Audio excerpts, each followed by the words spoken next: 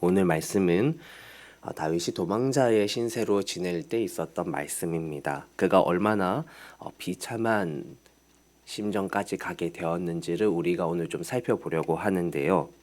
다윗은 요나단과 헤어진 뒤에 노브로 갑니다. 이곳은 당시 실로에서 이제 하나님의 성막이 옮겨진 곳으로서 제사장이 머물고 있던 하나님의 성막이 있던 자리였지요. 그곳 제사장에게 도움을 청하기 위해 그가 갔습니다. 그는 왕의 아주 유력한 장군이었고 왕의 사위였고 어떻게 보면 굉장히 중요한 위치에 있는 사람이었습니다. 그렇지만 그는 아무런 신하들을 대동하지 못하고 단지 몇몇의 사람들과만 동행하여 갔습니다. 그래서 그곳에 있던 아히멜렉이 어찌 홀로 왔습니까? 라고 물어볼 정도였죠. 바로 이 전장을 보면 그는 이미 요나단과 이 눈물의 이 인사를 하고 급히 도망하던 참이었기 때문에 이러한 모습이었습니다. 그의 옆에는 지금 도울 만한 대단한 사람이 없었습니다. 키다리 아저씨를 기대할 수가 없는 그런 상황이었죠. 더군다나 그는 상황을 모면하기 위해서 지금 거짓말을 하고 있습니다. 도망자의 신분을 감추고 내가 지금 왕의 임무를 맡았는데 이것을 다른 곳에서 말을 할 수 없습니다.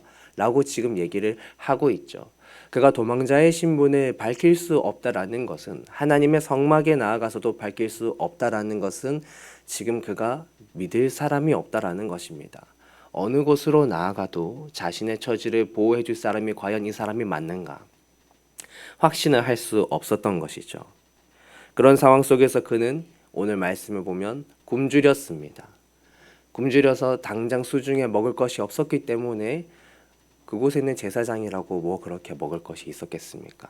그가 말하기를 나도 오늘 이제 따뜻하게 하나님의 그 진설병에 올리고 나서 남은 떡, 이제 교체를 하고 나온 떡, 그걸 그저 가지고 있을 뿐이다. 그렇게 얘기를 하고 있죠. 겨우 그것을 얻어서 자신과 함께 동행한 몇몇 사람과 나누어 먹었습니다. 철저하게 도망자의 신세였죠. 아무것도 준비되어 있지 않았습니다. 그리고 그는 아무런 무기도 없었습니다. 오죽하면 그 하나님의 성막에 나아가서 여기 뭐 좀 쓸만한 무기가 혹시 있습니까? 라고 물어보는데 있는 게 참 놀랍게도 예전 다윗이 골리앗으로부터 승리해서 그 마치 아주 중요한 전리품 같이 여겨졌던 그 골리앗의 무기만이 그 에봇 뒤에 있었던 것이죠. 그래서 그것만을 겨우 얻어서 그가 돌아갔습니다. 배고프고 머리 들 곳 없고 힘도 없고 무력했던 사람이 바로 다윗이었습니다. 그런데 그 와중에도 또 살기 위해서 도망을 치는 것이죠. 그 나라 안에서는 도무지 평안할 수가 없을 것 같으니 이제는 블레셋으로 가게 됩니다. 블레셋 가드로 피신을 하게 되는데 여러분 하필이면 가드는 골리앗의 고향입니다. 지금 골리앗의 검을 소지하고 있는 다윗이 가드의 왕 아기스에게로 피신을 간 것이죠. 아니나 다를까 가드 사람들에게 그의 정체를 들키는데 그 사람들이 다윗을 지칭하여 말하기를 그 땅의 왕이다라고 얘기를 합니다. 사울은 천천히요 다윗은 만만이라고 얘기를 하는데 다윗이 이 상황이 너무너무 두려운 것이죠. 나는 지금 그런 만만이라고 불릴 만한 사람이 아니라 나는 지금 배고프고 의지할 사람도 없고 내 손에 든 무기도 하나 제대로 없어서 도망자의 신세로 있는데 이곳에서는 원수의 소굴에 들어온 사람인 꼴이니 그가 너무나 두려웠습니다. 그는 그래서 태어나서 한 번도 생각해보지도 않았던 행동을 하게 되는 것이죠. 누가 내 평생에 이런 행동을 할 것이라고 과연 생각이나 해보겠습니까? 그런데 그 급박하게 돌아가는 상황 속에서 그가 생각해낸 마지막 기지가 거기에 있었던 거예요. 미친 사람의 척 연기를 하는 것입니다. 말 그대로 연기잖아요. 제대로 하지 않았다가 들키면 죽을 것이라 여겼어요. 그래서 모든 수치심을 뒤로 하고 그저 살기 위해서 그 한 나라의 장군이요 왕의 사위인 그 사람이 미친 척 연기를 하는 것입니다. 시편 56편은 그가 가드에 사로잡혔을 때 지은 시입니다. 56편 8절에 이렇게 말씀을 합니다. 나의 유리함을 주께서 계수하셨사오니 나의 눈물을 주의 병에 담으소서. 이것이 주의 책에 기록되지 아니하였나이까. 다윗은 많이 울었습니다. 목숨 부지하고 안전한 곳에 대피하였을 때 가슴을 쓸어내렸겠죠.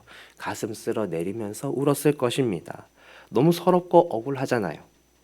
그저 나라를 위해서 누구도 나서지 못하는 전장에 목숨 걸고 나가서 일하고, 그저 사울왕 옆에서 사울왕의 평안을 위해서 악기도 연주하고 찬양도 하고 그냥 열심히 살려고 하나님 말씀 따라 갖는 것뿐인데, 인생이 꼬여도 왜 이렇게 꼬이는지, 지금의 자신의 처지가 너무너무 서럽고 억울했을 것입니다. 그렇게 눈물 속에서도 다윗은 놀랍게도 시편 34편과 56편을 기록한 것이죠. 시편 34편에는 18절에서 19절 이렇게 그가 고백합니다. 여호와는 마음이 상한 자를 가까이 하시고 중심으로 통회하는 자를 구원하시는도다. 의인은 고난이 많으나 여호와께서 그의 모든 고난에서 건지시는도다. 두 시편을 보면 악인들에 대한 이야기도 있지만 결국 온통 어떤 이야기냐면, 저는 하나님께 피하려고 했습니다. 저는 끝까지 하나님 의지하고 싶었습니다. 라는 말들로 가득합니다. 하나님을 향한 질문도 있었겠고 억울함과 답답함도 있었겠지만, 그래도 그 상한 마음 가지고 하나님 앞으로 끝까지 나아가고 하나님만 끝까지 의지했을 때 그는 이렇게 시편으로 찬양할 수 있었어요. 우리의 삶에 모든 길이 막혔을 때 다른 길들을 우리는 선택하고 싶어질지도 모릅니다. 정말 너무 힘들 때는 그런 마음이 많이 듭니다. 하지만 우리는 잘 압니다. 사실은 우리의 심정으로 알죠. 이 땅에서 다른 길을 선택한다고 해서 사실은 달라지지는 않습니다. 잠시 편할 수는 있겠지만 근원적인 인생의 문제는 해결되지 않고 여전히 동일하며 삶은 공허합니다. 주님 안에서 주님께 피하고 의지하는 그 길을 끝까지 버리지 마시고 택하시는 저와 여러분 되기를 간절히 소망합니다. 고난과 눈물이 가득할 때에도 하나님을 향한 눈물의 기도를 통해서 꽃은 핍니다. 마음이 상한 자를 가까이 하시는 주님께서 저와 여러분의 삶에 찾아가 주시고 언제나 한량없는 위로와 사랑으로 부으시기를 주의 이름으로 축복합니다. 기도하겠습니다.